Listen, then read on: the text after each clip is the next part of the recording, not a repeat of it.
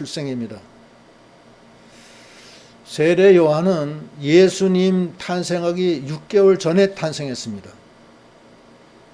그리고 예수님을 증거했습니다. 그런 세례 요한인데, 세례 요한의 출생은 어떻게 됐냐면은 그 아비 사가랴는 제사장이었고 아내 엘리사벳은 아기를 못 낳는 여인이었어요. 나이가 많이 들어서 아기 없이 이렇게 제사장 일을 했습니다. 그런데 하나님의 은혜로 세례 요한이 출생하게 되는 겁니다. 이제 그런 내용입니다. 오늘 말씀의 첫째는 누가복음 서론. 누가복음이라는 게 무엇이냐. 그런데 누가복음 1장 1절로 한번 읽어보겠습니다. 우리 중에 이루어진 사실에 대하여 처음부터 목격자와 말씀에 일꾼된 자들이 전하여 준 그대로 내력을 저술하려고 붓을 든 사람이 많은지라. 그 모든 일을 근원부터 자세히 미루어 살핀 나도 데오빌로 각하에게 차례대로 써보내는 것이 좋은 줄 알았노니 이는 각하가 알고 있는 바를 더 확실하게 하려 함이로다. 누가복음은 여기 지금 보면은 목격자와 말씀에 일꾼된 자들이 전해준 그 내용입니다. 여기 목격자는 예수 그리스도를 목격한 사람들, 실제로 만난 사람들. 또 그 말씀 자체가 이게 예수 그리스도입니다. 말씀의 일꾼, 그리스도 일꾼이라는 거예요. 그리스도의 일꾼, 사도들을 얘기하는 거예요. 말씀에 일꾼된 자들이 전하여 준 그대로 내력을 저술한 것이 누가복음입니다. 예수 그리스도 시대에 예수를 본 사람, 목격자, 그리고 그 말씀의 일꾼, 예수님을 위해서 일하는 일꾼들, 그 사람들이 기록된 것이 복음이에요. 그걸 공관복음이라 해요. 공관복음. 공관복음은 공관은 뭐냐면 같이 봤다는 거예요. 같이 봤다. 공동으로 봤다. 예수님 한 분을 놓고 세 사람이 본 것이 그 공관복음이에요. 마태복음, 마가복음, 누가복음. 마태라는 제자가 쓴 그 예수님을 보고 쓴 거고, 마가가 쓴 거고, 누가는 누가가 쓴 겁니다. 그래서 이름을 붙여서 복음이라고 그래요. 그 공관복음. 공관복음은 예수님을 놓고 제자들이 그 목격한 부분을 쓴 거예요. 그게 공관복음이라고 그래요. 복음에는 4복음서가 있습니다. 마태복음, 마가복음, 누가복음이 있고, 이거는 공관복음이에요. 이건 예수님을 만나면서 그 예수님이 행하신 그 모든 것, 십자가에 못 박혀 돌아가실 때까지 그 모든 행적을 쓴 거예요. 그러니까 그래서 마태, 마가, 누가는 공통적으로 합쳐지는 부분도 있고 달라지는 부분도 있고 시간이 좀 다른 것도 있어요. 그건 왜냐하면은 보는 사람의 눈이 시간과 장소가 다르기 때문에 조금 다르고 그러나 내용은 비슷해요. 그리고 어떤 데는 더 많이 들어간 데도 있고 좀 덜 들어간 데도 있고 그래요. 네 번째 복음이 이제 요한복음입니다.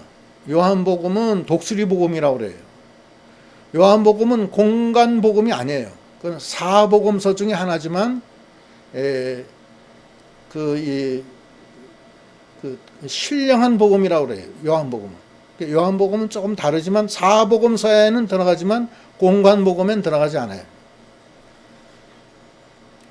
그래서 그러한 그 복음서를 기록을 해서 여기는 데오빌로 각하라는 어떤 사람이 있는데 그 사람한테 누가가 이 복음을 써가지고서 보내준 거예요. 보내줬는데 그것이 이제 책으로 만들어져서 오늘날에 누가복음이 된 겁니다. 그래서 그런 복음이고 예수에 대한 증거예요, 이게. 근데 예수님을 증거하기 위해서 나온 사람이 바로 세례 요한입니다. 세례 요한은 예수님 나시기 6개월 전에 났는데 그 세례 요한의 부모는 사가랴와 엘리사벳이에요. 남편은 사가랴고 제사장이고 엘리사벳은 부인인데 아기를 못 낳는 그런 여인이었어요. 한번 읽어보겠습니다. 유대왕 헤롯 때에 아비야의 반열에 제사장 한 사람이 있었으니 이름은 사가랴요 그의 아내는 아론의 자손이니 이름은 엘리사벳이라. 이 두 사람이 하나님 앞에 의인이니 주의 모든 계명과 규례대로 흠이 없이 행하더라. 엘리사벳이 잉태를 못하므로 그들에게는 자식이 없고 두 사람의 나이가 많더라. 아기가 없어요. 아기가 없고 그냥 나이는 많아졌고 이제 아기를 낳을 수가 없는 두 사람이 나이가 많아졌어요. 그러면 오늘날로 얘기하면 뭐 한 60이나 70 정도 된 것 같아요.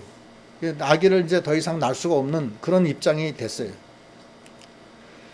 그때 마침 사가랴가 그 반열의 차례대로 제사장 앞에서 하나님 앞에서 제사장 직무를 행할세. 제사장의 전례를 따라 제비를 뽑아 주의 성전에 들어가 분향하고 그 모든 백성은 그 분향하는 시간에 밖에서 기도하더니.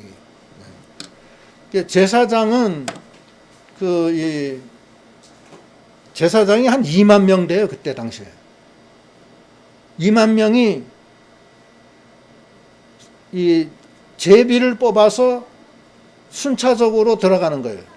들어가는데 그 하나님의 성전에 들어가면은 분향하는 데도 있고 떡상 놓는 데도 있고 또 이 진설병 놓는 것도 있고 여러 게 많아요. 촛불 켜는 것도 있고 그 모든 것을 한 사람이 하는 게 아니라 제비를 뽑아서 이 순차적으로 하는 거예요. 2만 명이나 되니까 한 사람이 들어가면 6일 동안, 일주일 동안 하는 거예요. 끝나고 나오면은 그 다음 사람이 또 순서에 의해서 또 들어가는 거예요. 들어가는데 다 하는 게 아니라 거기서 너는 분향만 해라. 너는 떡상만 따져라. 너는 촛불을 켜라. 그래서 업무가 다 달라요. 그래서 일생 동안에 한 번 걸리면은 잘 걸리는 거래요. 그나마 그것도 못 걸리는 사람이 많은 거예요. 제사장인데도 불구하고 하나님의 성전에 못 들어가는 사람도 많다는 거예요. 너무 사람은 많고 그 기간은 한정되어 있기 때문에 그래요. 이스라엘의 그 성전을 보면은 크게 세 개로 나눠져 있어요. 지성소가 있고 성소가 있고 이 바깥들이 있어요. 이 바깥들은 여기는 요건 제단이에요. 제단. 번제단. 여기는 이제 소나 양을 태우는 거예요. 거기서 각을 떠서 태우는 거예요. 태우는 거고 여기에 바깥들이 여기에 물두멍이에요. 성소 안에는 세 개로 되어 있어요. 성소에는 떡상과 향단과 그다음에 촛불, 촛대, 등대 세 개가 나눠져 있어요. 여기 보면은 여기 이게 전체인데 여기가 성소고 요 뒤가 지성소예요. 요 바깥에는 번제단이 있고 물두멍이 있고 물두멍은 이제 닦는데 손 닦고 뭐 재물을 닦는데 들어가면은 여기가 등대, 왼쪽이 등대고 오른쪽이 떡상이고 그다음에 전면이 향단이에요. 이 향을 피우는 거. 근데 요 각각에 대해서 제사장들이 제비 뽑아서 자기 임무를 6일 동안 하는 거예요. 예? 아시겠죠, 이제? 2만 명이나 되니까 일생에 한 번 딱 걸리기도 어렵다는 거예요. 근데 지성소에는 아무나 못 들어가. 여기는 1년에 한 번 대제사장만 들어가는데 지성소에는 언약궤가 있어요. 언약궤. 하나님의 언약궤가 있고 이거 못 들어갑니다. 대제사장만 한 번 들어가요. 이것이 성소인데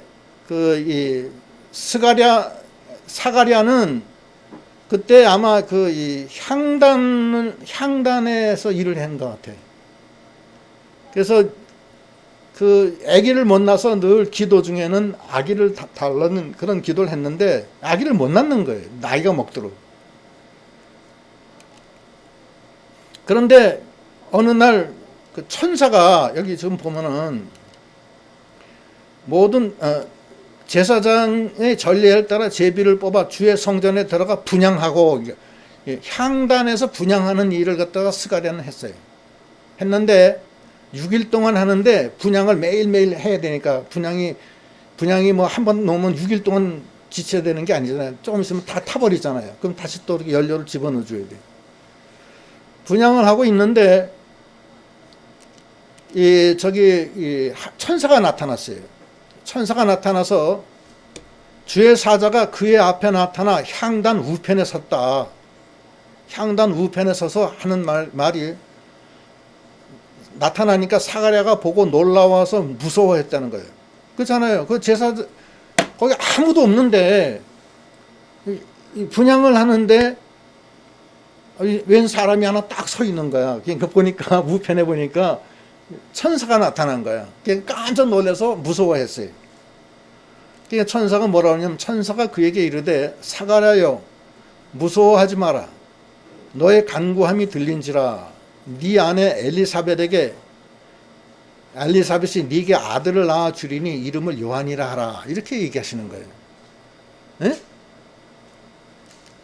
너도 기뻐하고 즐거워할 것이요 많은 사람도 그의 태어남을 기뻐하리니 이는 그가 주 앞에 큰 자가 되며 포도주나 독한 술을 마시지 아니하며 모태로부터 성령의 충만함을 받아.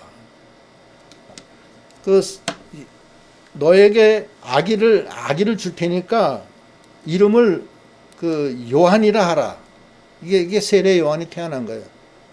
예수님 태어나기 6개월 전에 엘리사벳을 통해서 요한이가 태어나는 거예요.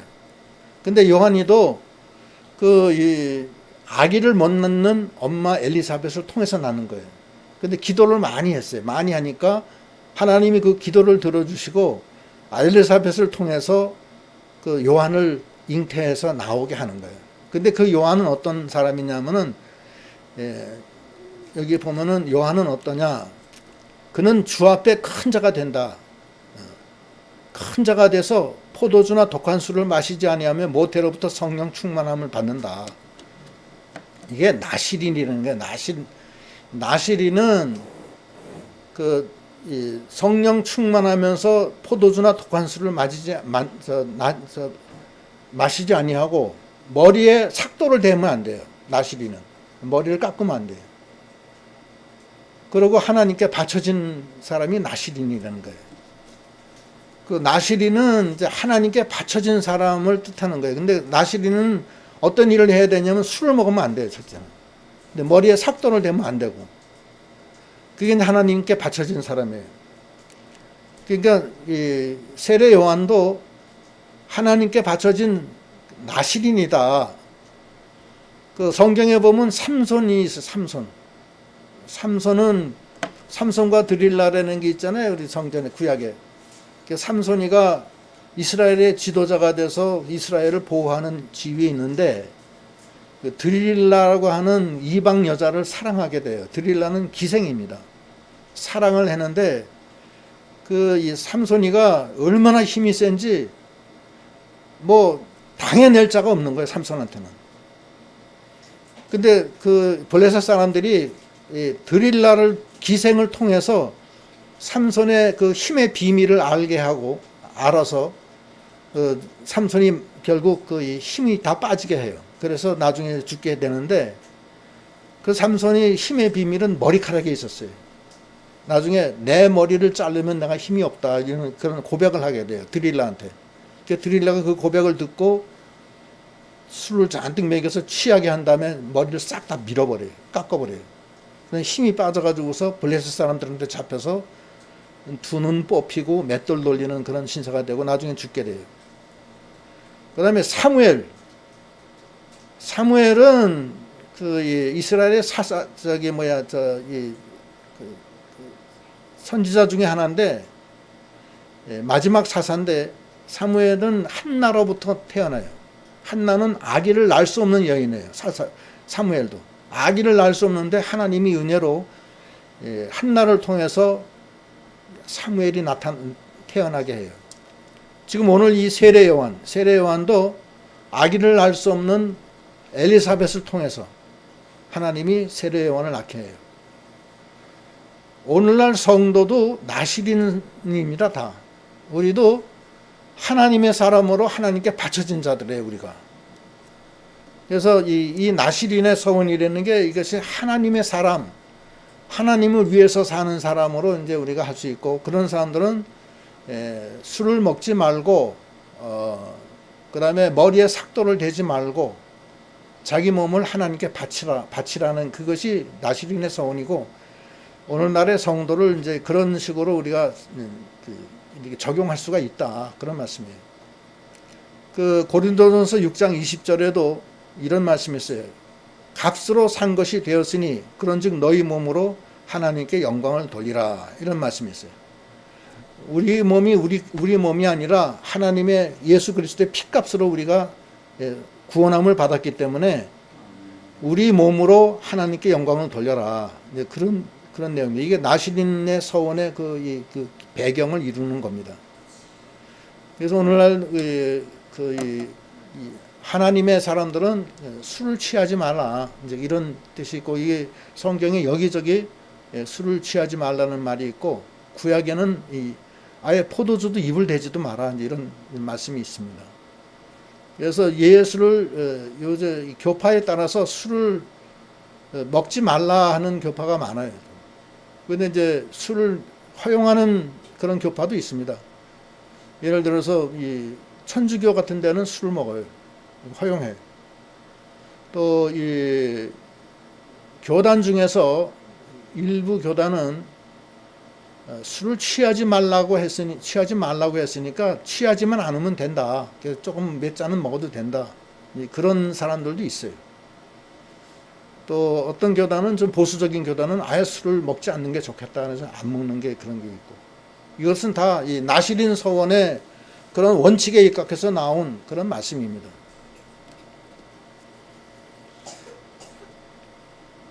이제 계속 읽으면은 이스라엘 자손을 주 곧 그들의 하나님께로 많이 돌아오게 하게 했음이라.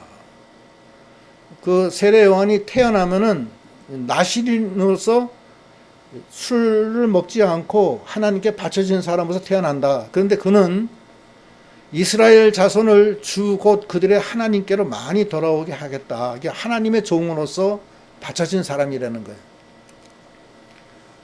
그가 또 엘리야의 심정과 능력으로 주 앞에 먼저 와서 하나님의 마음을 자식에게 거스르는 자를 의인의 슬기에 돌아오게 하고 주를 위하여 세운 백성을 준비하리라.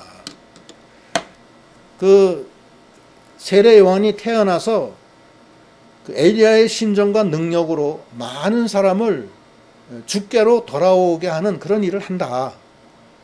그런데 이 가브리엘 천사가 그 사가랴한테, 그 지금 성전에서 일하는 사가랴한테 그 말을 해주는 거예요. 사가랴가 그 말을 들어요. 듣고서 이제 뭐라고 그러냐면은, 이제 여기서부터 중요한데, 세례 요한이 잉태하는 이제 문제인데, 사가랴가 천사에게 이르되 내가 이것을 어떻게 알리오? 내가 늙고 아내도 나이가 많으니이다. 사가랴가 뭐라 그러냐면 천사한테, 내가 지금 늙고 아내도 나이가 많은데 어떻게 그 아기를 생산할 수 있겠느냐? 이게 불가능하다. 그렇게 얘기를 하는 거예요. 우리 인간적으로 생각하면 다 그럴 거 아니에요? 나이가 뭐 한 70 정도 됐는데 여자나 남자나 생산할 수가 없는 그런 나이인데 어떻게 이런 일이 어떻게 내가 일어날이라고 생각하느냐. 나는 나이도 많고 아내도 나이가 많다. 그러니까 그 가브리엘 천사가 뭐라 그러냐면, 천사가 대답하여 이르되 나는 하나님 앞에 서 있는 가브리엘이라. 이 좋은 소식을 전하여 네게 말하라고 보내심을 받았노라. 가브리엘 천사는 소식을 전하는 천사예요. 천사는 크게 두 개예요. 미카엘 천사와 가브리엘 천사에서, 미카엘 천사는 싸우는 천사입니다. 그러니까 우리가 곤란을 당했을 때 우리를 도와주는 천사는 미카엘 천사예요. 가브리엘 천사는 좋은 소식을 전해줘요. 좋은 소식을 전하는데 자기가 전하는 게 아니라 하나님이 너한테 전하라고 말씀하셨다. 그래서 내가 전한다. 이건 무슨 소리냐면 하나님이 왜 그걸 못하냐. 하나님은 그것도 하신다 이거예요. 네가 암만 나이 먹었어도 하나님은 하신다. 그 얘기를 하는 거예요. 그러면서 사가랴한테 뭐라고 그러시냐면 보라 이 일이 되기까지 네가 말 못하는 자가 되어 능히 말을 못하리니 이는 네가 내 말을 믿지 아니하였음이거니와 때가 이르면 내 말이 이루어지리라 하더라. 너 내 말을 믿지 않는구나. 그러나 이 일은 이루어진다. 그러나 그 이루어져서 세례 요한이 태어날 때까지 너는 말 못하는 자가 된다. 벙어리가 된다는 거예요. 참 이게 그런 일이 생긴 거예요.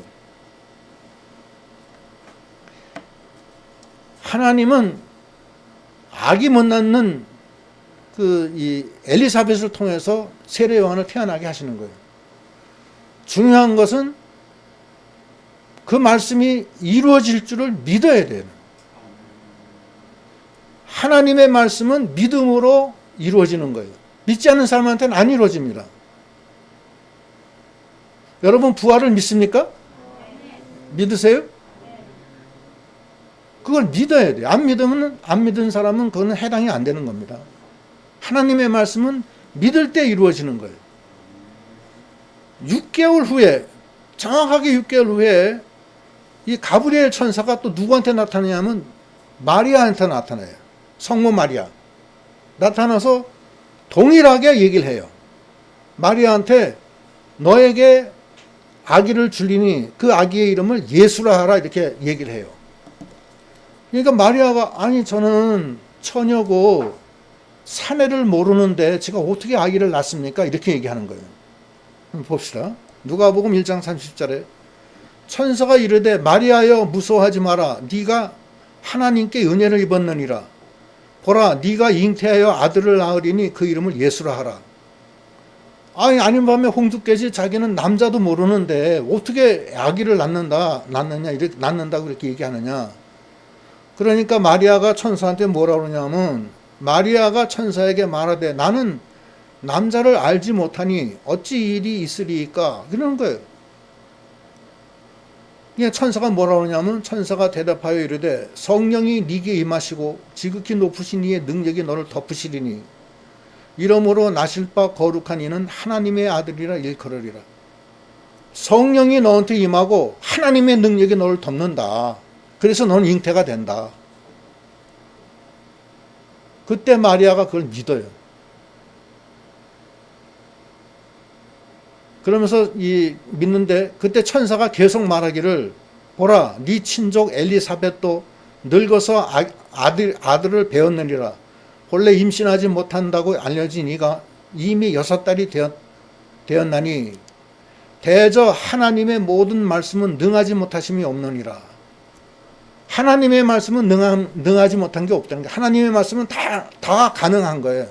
죽은 자도 살리고 문둥이도 고치고 안진뱅이도 일으키고 중풍병자도 낫게 하시는 말씀 한마디로 이 세상 천지를 창조하신 하나님의 말씀이라는 거예요.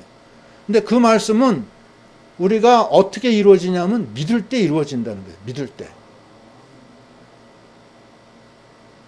마리아가 가브리엘 천사가 와서 너 저기 아들을 낳으리니 이름을 예수라 하라. 그러니까 저는 사내를 모르는데 제가 어떻게 아기를 낳는다고 하십니까? 그러니까 성령이 네게 임하고 지극히 크신 하나님의 능력이 너를 덮는다. 성령으로 잉태된다는 거예요.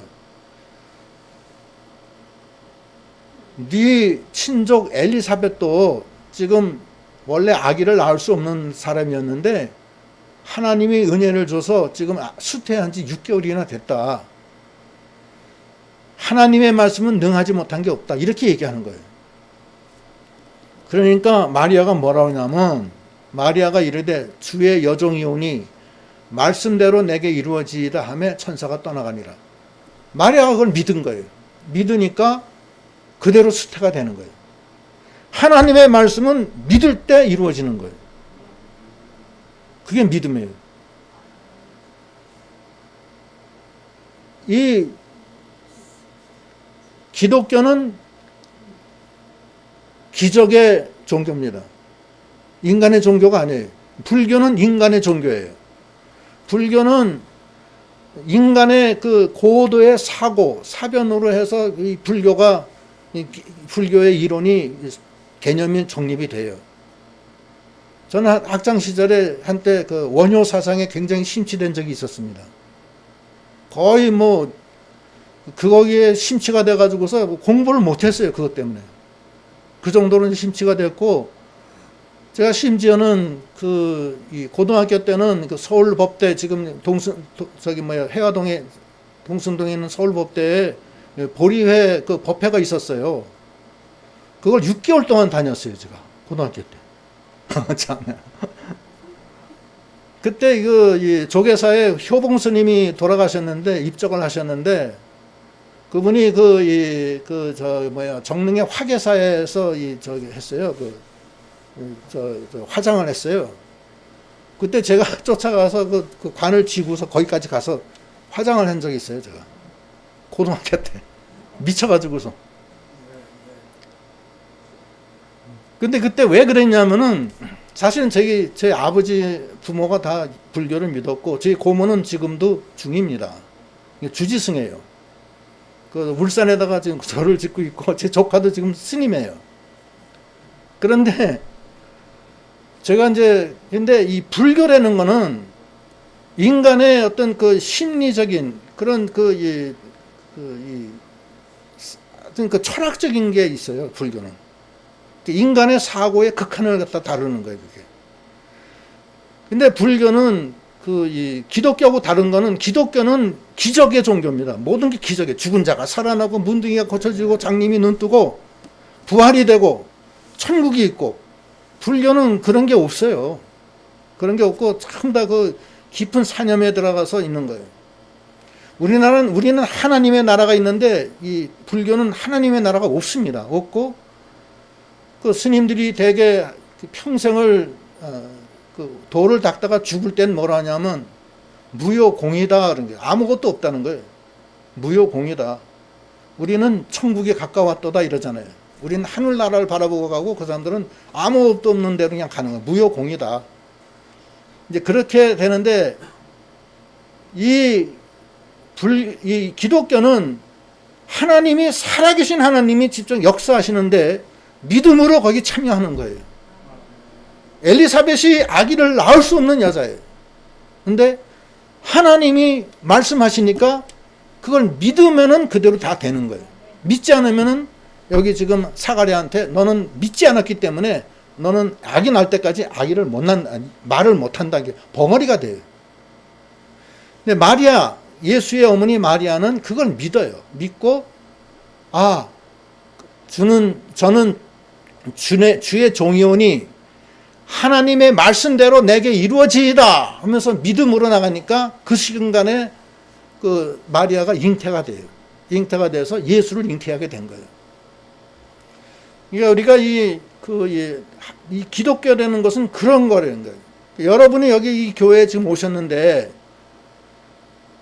이 하나님의, 이 살아계신 하나님, 만능의 하나님이 계시되는 걸 믿고, 그것을 믿고 영접하면 하나님이 내 안에 오셔서 역사하시는 거예요. 그래서 죽은 우리가 살아나는 거예요. 죄가 다 사해지는 거예요. 하나님의 아들이 되는 거예요. 네. 아브라함이라는 사람이 있습니다. 아브라함은 신앙의 조상이에요. 기원전 2000년 전 사람인데, 그 사람은 갈대아 우르에 살았었어요. 갈대아 우르는 지금의 이라크 지역입니다. 바벨론. 거기서 우상 섬기다가 있다가 하나님이 아브라함을 불러요. 너는 본토 친척 아비 집을 떠나 내가 지시할 땅으로 가라. 나이 75세에 불러요. 그래서 거기 바벨론에서 있다가 다 정리를 하고, 자기가 우양을 데리고서, 목축하는 사람이니까 자기 아이들을 데리고서 하나님의 말씀을 따라서 그 고향을 떠나서 지금의 가나안 땅, 이스라엘로 와요. 그러니까 수천리가 되는 거예요. 그 기록지가. 이라크에서 이스라엘까지. 거기까지 가는 거예요. 갔는데, 이제 나이가 아브라함이 거의 이제 100살이 가까이 됐고 자기 부인 사라는 90살이 가까이 됐어요. 근데 하나님이 뭐라 그러시냐면 너한테 아들을 주겠다 그래요. 그러니까 아브라함이 깜짝 놀래. 내가 나이가 지금 100세가 이제 다 됐는데 내가 어떻게 아기를 낳습니까? 남자로서의 그 아기를 낳을 수 있는 그 모든 기능이 다 상실된 상태예요. 자기 부인은 지금 90살이에요. 나이 90살에 도저히 아기를 낳을 수 있는 상황이 아니라고요. 여자가 90살이 되면은 아기를 낳을 수 있겠어요? 못 낳죠. 그런데 하나님이 그렇게 말씀하시니까 그걸 믿는 거예요. 로마서 4장 18절에 이제 그 내용이 나오는데 아브라함이 바랄 수 없는 중에 바라고 믿었으니 이는 네 후손이 이같으리라 하신 말씀대로 많은 민족의 조상이 되게 하려 하심이라. 그가 100세나 되어 자기 몸이 죽은 것 같고 사라의 태가 죽은 것 같음을 알고도 믿음이 약하여지지 아니하고 믿음이 없어 하나님의 약속을 의심하지 않고 믿음으로 견고하여져서 하나님께 영광을 돌리며 약속하신 그것을 또한 능히 이루실 줄을 확신하였으니 그러므로 그것이 그에게 의로 여겨졌느니라. 아브라함도 아기가 없어요. 왜냐하면 부인이 아기를 낳을 수 없는 여자예요. 애당초 아기가 안 나와요. 그러니까 젊었을 때도 아기를 낳을 수가 없어요. 여자들 중에 아마 아기를 못 낳는 그런 생리적으로는 못 낳는 그런 여자가 있었던 것 같아요. 여자라고 해서 다 낳는 게 아니라고요. 경우에 따라서 못 낳는 여자도 있다는 거예요. 근데 아브라함의 부인 사라는 그런 여자예요. 아기를 낳을 수가 없어요.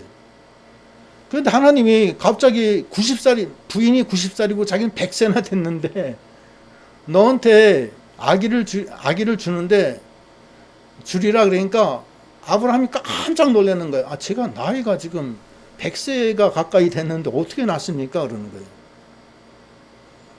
근데 그러고 사라는 비웃어요. 내가 나이가 90인데 내가 어떻게 아기를 낳는가. 여태까지 낳으려고 애를 써도 안 낳는데. 근데 이 로마서 4장 이 말씀은 그걸 믿는 거예요. 바랄 수 없는 중에 바라고 믿었다는 거예요. 그랬을 때 하나님의 역사가 일어나는 거예요. 그게 믿음이에요. 기독교에서는 우리에게 많은 그 복을 많이 줘요. 너는 하나님의 아들이 된다. 너는 죽어도 다시 부활이 되고 천국에 간다. 네가 병이 있으면 하나님은 그 병을 고쳐주신다. 그런 여러 가지 약속이 있잖아요. 그렇죠? 있어요? 하나님은 살아계시고 하나님이 왜 그런 걸 못하겠느냐 이거예요. 죽었던 사람을 왜 못 살리겠느냐. 근데 그것은 믿음으로 이루어지는 거예요. 그게 믿음이에요. 바랄 수 없는 중에 바라고 믿는다. 여기 지금 아브라함 이것도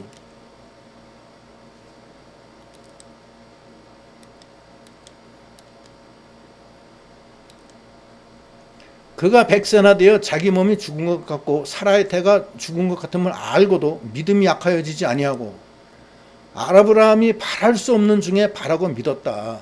이것을 하나님이 보시는 거예요. 그걸 보시고 하나님이 그거를 보는 거예요. 믿음이 없어 하나님의 약속을 의심하지 않고 믿음으로 견고해져서 하나님께 영광을 돌리며 약속하신 그것을 능히 이루실 줄을 확신하였으니 그러므로 그것이 그에게 의로 여겨졌느니라. 그것이 의로 여겨진다는 거예요. 그래서 우리가 그 기독교를 믿고 하나님을 믿으면서 하나님이 살아서 역사하시고 그분의 독생자가 나 위해서 십자가에 죽어주셨기 때문에 믿음으로 그를 영접하면 우리 안에 들어오셔요. 영으로. 네? 믿음으로 영접한다는 거예요. 그러면은 그분이 내 안에 들어오셔서 역사하시기 시작하는 거예요. 역사하기 시작하면 내 죽었던 몸이 살아나는 거예요. 병들었던 몸이 병이 낫게 되는 거예요. 하나님의 자녀가 되는 거예요. 그래서 천국에 가는 거예요. 그래서 그거를 믿으라는 거예요. 그것이 기독교예요. 처음 오신 분들도 몇 분 계신데 이 기독교의 본질은 그거예요. 불교는 그게 없어요. 불교는 죽었다 다시 살아나는 게 없어요. 불교는 죄사함 받는 것도 없어요. 우리가 다 죄인인데 불교에서는 죄사함을 받을 수가 없어요. 죄에 대한 얘기를 안 합니다. 불교는 다 윤회다, 인연이다 그렇게 해서 넘어가지. 그 죄값을 치러야 되는 그런 게 없어요. 그래서 우리는 믿음으로 하나님의 영광을 본다. 여기 지금 이것도 지금 네가 믿으면 하나님의 영광을 보리라. 나사로가 죽었는데 그 누이들이 막 오열을 하는 거예요. 자기 오라버니가 죽었으니까. 예수님이 뭐라고 그러시냐면 나사로는 죽지 않았다. 살아난다. 그러니까 그 누이 동생들이 이 다음에 우리가 부활할 줄은 우리도 압니다. 그러니까 그게 아니다. 네가 믿으면은 지금 당장 나사로는 살아난다. 그거를 갖다 얘기하시는 거예요. 그래놓고서 무덤에 가서 무덤 문을 열어라. 그러니까 마르다가 뭐라 하냐면 예수님 죽은 지 나흘이 돼서 지금 냄새가 납니다. 그러는 거예요. 그러니까 네가 믿으면은 하나님의 영광을 본다 하지 않았느냐. 빨리 열어라. 무덤을 열어라. 열고서 예수님이 기도하고 나사로야 나오너라 하니까 죽은 나사로가 송장이 수의를 동인 채로 걸어 나오는 거예요. 그래서 살아난 거예요. 이건 실제로 있었던 얘기예요. 이거 성경은 거짓말이 없습니다. 다 사실이 있는 거니까. 그래서 우리가 그 예수 그리스도를 믿고 그분을 믿고 영접해서 주님의 생명의 주님과 같이 사는 거예요. 그래서 우리가 죽지 않는 거예요. 마찬가지로 지금 오늘 이 말씀이 엘리사벳이 아기를 낳을 수 없이 이제 기다리다 나이가 막 와서 이제 더 이상 이제 낳을 수가 없는 여자지만 가브리엘 천사가 너에게 그 아기를 주리니 이름을 요한이라 하라. 이름 요한까지 줬어요. 예수님도 마리아에게 아기를 줄 테니까 이름을 예수라 하라. 이름을 주는 거예요. 그래서 그대로 믿고 나가면 그대로 다 이루어지는 거예요. 사가랴는 믿질 않았기 때문에 벙어리가 돼요. 벙어리가 되고 아기 낳을 때까지 너는 말을 못하리라 그래요. 그런데 실제로 아기 낳고 나니까 입이 터졌어요. 그래서 이제 바깥에서 성전 바깥에서 이스라엘 백성들이 사가랴가 왜 안 나오지? 시간이 다 됐는데 거기 들어가면 6일 동안은 거기 섬겨야 되니까 못 나오는 거예요. 성전에 들어가서. 백성들이 사가랴를 기다리며 그가 성전 안에서 지체함을 이상히 여기더라. 그가 나와서 그들에게 말을 못하니 백성들이 그가 성전 안에서 환상을 본 줄 알았더라. 그가 몸짓으로 뜻을 표시하며 그냥 말 못하는 채로 있더니 그 직무의 날이 다함에 집으로 돌아가니라. 직무의 날이 다한다는 것은 6일이 다 됐다는 거예요. 성전에 들어가서 분향을 하다가 6일 동안 하고 이제 일을 마치고 이제 집으로 돌아가는 거예요. 집으로 돌아가서 엘리사벳하고 이제 같이 이렇게 이제 생활을 했는데 이후에 그의 아내 엘리사벳이 잉태를 해버렸어요. 그리고 5달 동안 숨어 있으며 이르되 주께서 나를 돌보시는 날에 사람들 앞에서 내 부끄러움을 없게 하시려고 이렇게 행하심이라 하더라. 주님이 나를 돌보셔서 내가 아기 없는 무자한 아빠, 무자한 엄마가 돼서 이렇게 저주를 받은 상황인데 하나님이 나를 돌봐주셔서 내 부끄러움을 없게 하시려고 아기를 잉태하게 하셨다. 그렇게 얘기를 했다는 거예요. 이것이 세례 요한에 태어난 거예요. 기도하시겠습니다. 하나님 감사합니다. 오늘 말씀 세례 요한의 탄생입니다. 세례 요한은 예수 그리스도 탄생 6개월 전에 아기를 낳을 수 없는 엘리사벳을 통해서 하나님의 능력으로 태어나게 됐습니다. 사가랴는 아비 사가랴는 그것을 믿지 아니함으로 벙어리가 됐는데 세례 요한이 잉태해서 출산하고 나서 벙어리가 풀렸습니다. 하나님 감사합니다. 우리가 예수를 믿으면서 인간적으로 믿지 않게 하여 주시고 하나님의 말씀의 능력, 죽은 자가 살아나고 문둥이가 고쳐지고 어눌한 자가 다시 활기를 차는 그런 만능의 능력이 함께하는 그 주님이 우리와 함께 하시는 것을 우리가 알게 하여 주시고, 우리가 믿음으로 그를 영접하고 믿음으로 그 말씀이 우리를 통해서 다 이루어지는 것을 우리가 믿음으로 받게 하여 주시옵소서. 예수님 이름 받들어 기도드리옵나이다. 아멘. 찬송가 620장입니다.